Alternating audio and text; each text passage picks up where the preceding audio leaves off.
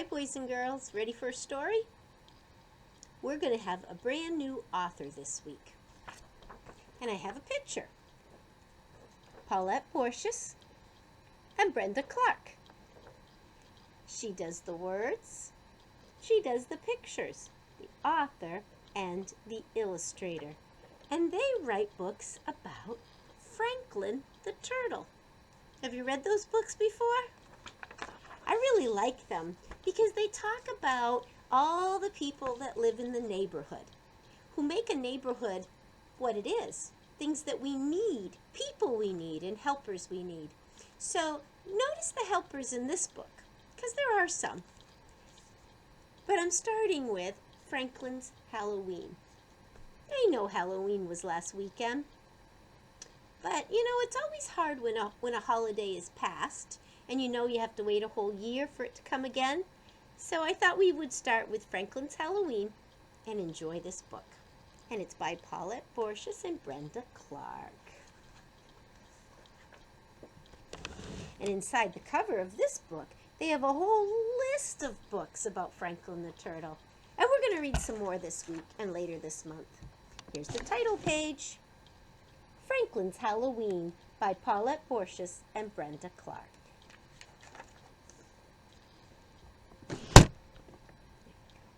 Franklin could count by twos and tie his shoes. He knew the days of the week and the months of the year and the holidays in every season. Today was October 31st. It was Halloween. Franklin could hardly wait for tonight's costume party. Everyone would be there. Franklin and his friends had talked about the party for weeks. There would be games, prizes, and even a parade. Best of all, there would be a haunted house. I think there'll be bats and spiders, said Franklin. And skeletons, said Beaver. Rabbit shivered. My sister says she saw a real ghost in there last year. That's silly, Rabbit, said Beaver. There are no real ghosts. All of Franklin's friends were excited because of the costume contest. Franklin wasn't sure what he was going to wear. He'd tried on everything in his dress-up trunk, but nothing seemed quite right.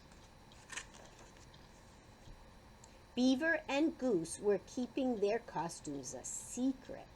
Try to find us at the party, they giggled. Fox was also mysterious about what he was going to be. Look for something gruesome, he said. That gave Franklin an idea. He would be something creepy. It took Franklin more than an hour to make his costume. As soon as it was done, he sneaked up behind his father, tapped him on the shoulder. Trick or treat, said Franklin. Ah! Gasped his father. Who are you?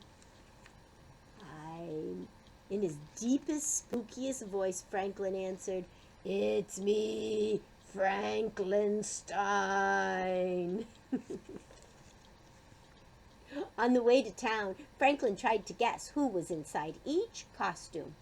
At least I don't have to worry about finding Bear, said Franklin.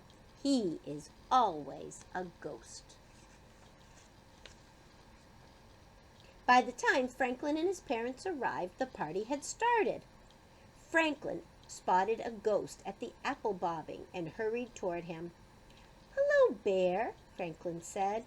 Ooh, answered the ghost. That's good, Bear, said Franklin. You sound really scary. Franklin bobbed for an apple. Then he ran to the pumpkin toss. It was his favorite game because he always won a treat. Franklin's bag was almost full by the time the judges announced the costume contest. While everyone lined up for the parade, Franklin tried to find some of his friends. He thought he recognized Beaver and Goose. Beaver and Goose. But where was Fox? They marched around the building twice. Franklin made horrible monster sounds and shuffled with stiff, straight legs. He won a prize for being the best green monster. There was only one more thing to do. Go into the haunted house. You first, said Beaver, pushing Franklin toward the door. It creaked open. A skeleton rattled. Chains clanged. There were moans. Franklin stepped on something crunchy. Suddenly, a big, hairy hand reached out of the darkness. Franklin's heart beat hard and fast, but before he could scream, a light was flicked on. "Trick or treat!" shouted Mr. Mole. Franklin looked around nervously. Then he laughed. The hairy hand was only Mr. Mole's mop. "Here's a treat for braving the haunted house," said Mr. Mole. "A ghost came before you. He got so scared he flew away." "But Bear can't fly," said Franklin. "It wasn't Bear," explained Mr. Mole. "Bear is homesick with a nasty cold." Franklin shuddered. If Bear wasn't the ghost, then who was? He ran back to his friends, who were waiting in line for the haunted house. "Was it that scary?" asked Fox. "You look like you've seen a ghost." "Maybe I did," said Franklin. He told them what Mr. Mole had said. "You mean that Bear was never here?" asked Beaver. Franklin shook his head. The ghost flew over them. It swooped low and called, "Ooh!"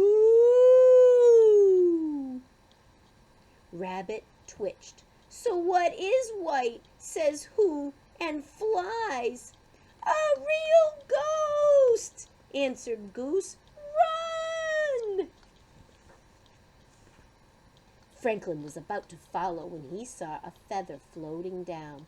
"Stop!" he shouted. "I think I know who the ghost is." Franklin showed them the feather. "Look!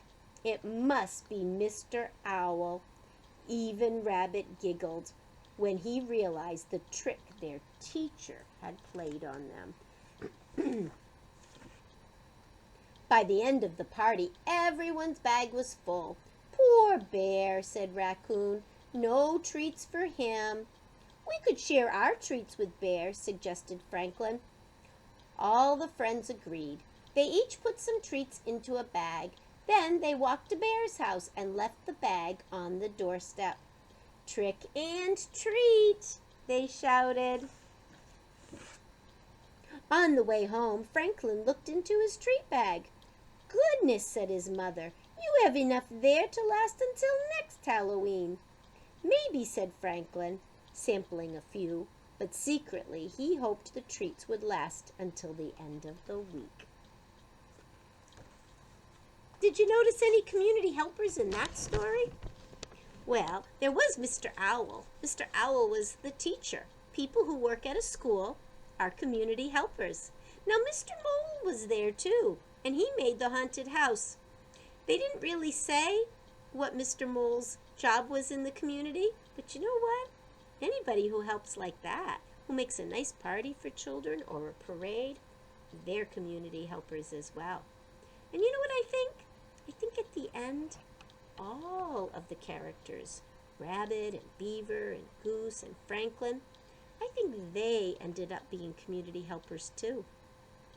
They felt bad when Bear wasn't feeling well, and they did something to make his life easier. If somebody helps you, they're probably a helper in your community. Remember to say thank you, because you know what? They don't have to do what they do, and we're going to watch and listen for more community helpers in more books about Franklin. I'll see you later. Bye.